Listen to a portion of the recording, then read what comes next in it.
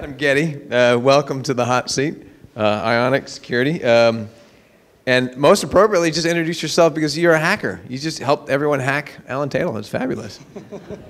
Good stuff. And most appropriately as well, the only person I've interviewed today that has had a beer in his hand. So, only question I have. That's a problem. No, I said, the only question I have for the next 7 minutes I want you to answer is, where's mine? That's, actually, I'm excited about this because, Adam, you just closed a round. You've sold an idea, Ionic, which was previously known as Social Fortress.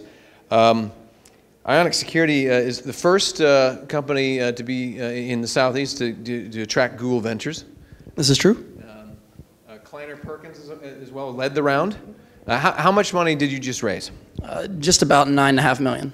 All right, so you've been 14 years of building up large-scale systems, expertise in computer systems, complex systems and complex task automation, co-organizer of Hack Atlanta, security technologies entrepreneur, and just closed that much money. Walk us through this process. But I'm pretty well certain that this was not a spontaneous round. There's some engineering that happened.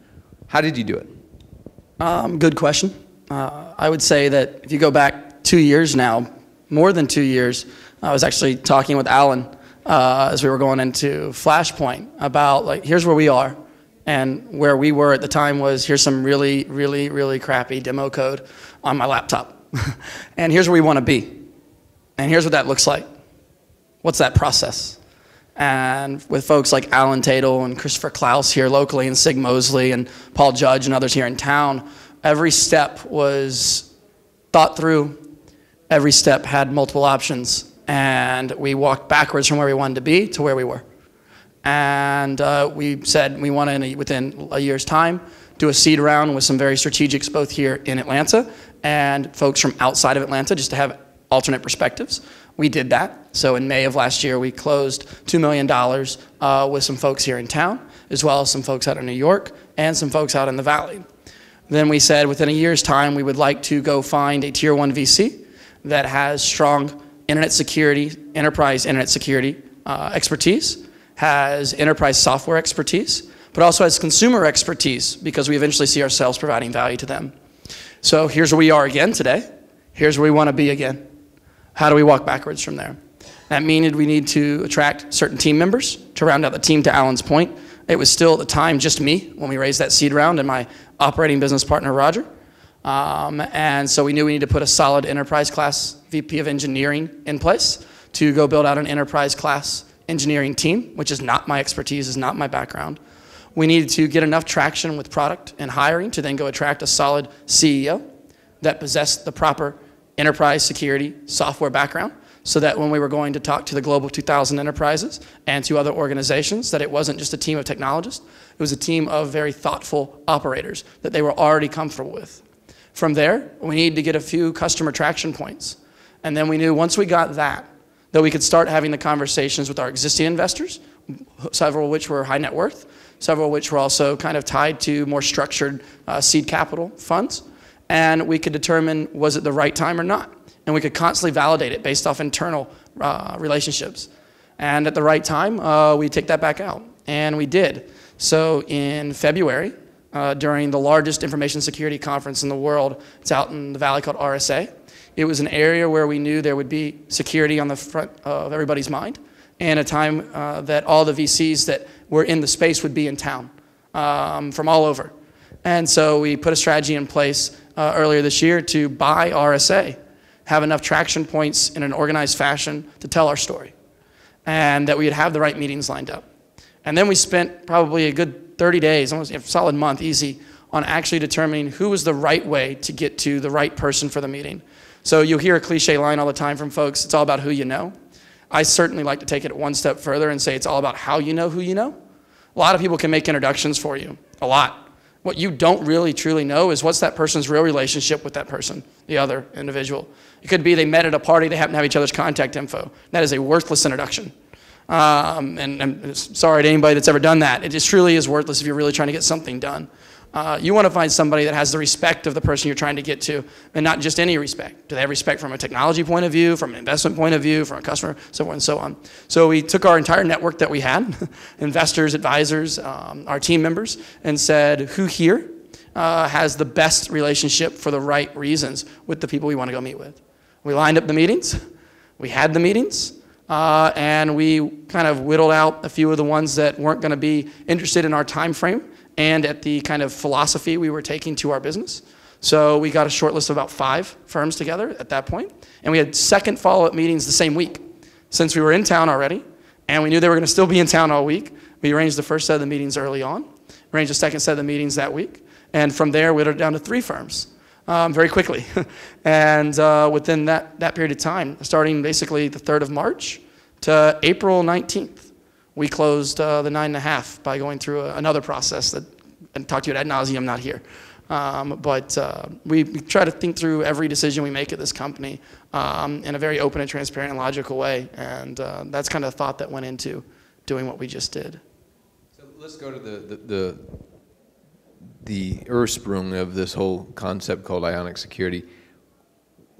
When did that idea pop into your head to the point where you had to build it? That's a great question. So Ionic Security, formerly Social Fortress, was not originally created as a company.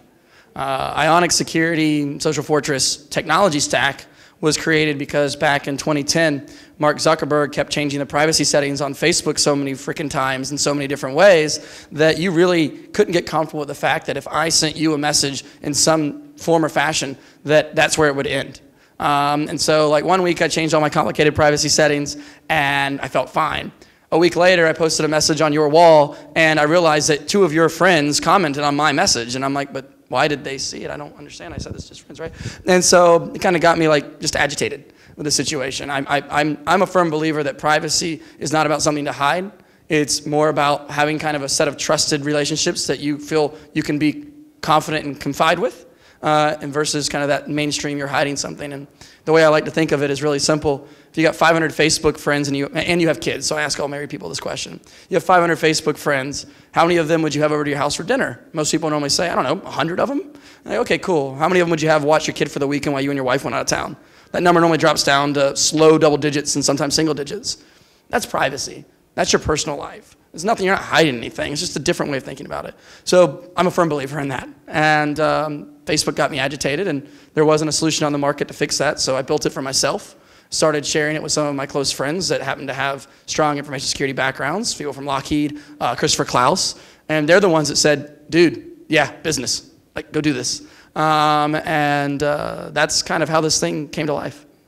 So you were meeting a personal need, solving a personal pain problem, shared it with trusted folks who had expertise in the domain, and they're the ones that pointed to you. All right, so then that connects us back to the story where you're engineering this whole thing. And now let's talk about the gap between, all right, I got to go build this now. These guys are telling me to do it. There should be something here. And then getting this meeting with Alan Tatel with your crappy code, as you were calling it, on your laptop. What was that process? So I built the prototype, and I'll try to speed up here, built the prototype before I met with anybody, right? Because I was working, tried it myself, whatnot. Once folks like Ben Halpert and folks like Christopher Klaus kind of said, hey, this is something very interesting, and really more so Klaus saying, I'll help you build the business if you focus on it full time, which means a lot for those that don't know Chris. He doesn't get involved in many other people's businesses. And so I spent a few months of research before I basically completely agreed. And it was, let me now go understand this market, because I don't know enterprise. It's not my world. And once I kind of validated internally that what they thought the problem that I was solving from their perspective is a problem that was really being solved by what I had built. And then I said, yes, let's go do it. And one of the folks I had met many years ago here in town, back 6-7 years ago now, was Mr. Tatel. And from the first meeting I ever had with him, I had so much respect for him because he said exactly what he thought every second of every day, and all of his feedback was actionable. So I don't ever care if somebody gives me positive or negative feedback. I just take neutral feedback. And so I knew that from a business building perspective, not necessarily a particular product perspective immediately, Tatel would give me the lay of the land. Like, this is never going to see the light of day. I don't care what Chris or anybody else thinks, or this is something really interesting. And so it was kind of Tatel that made that jump and we ended up getting introduced to Flashpoint and got there, and yeah, so. Well, Adam, I'm going to say thank you for being on the hot seat.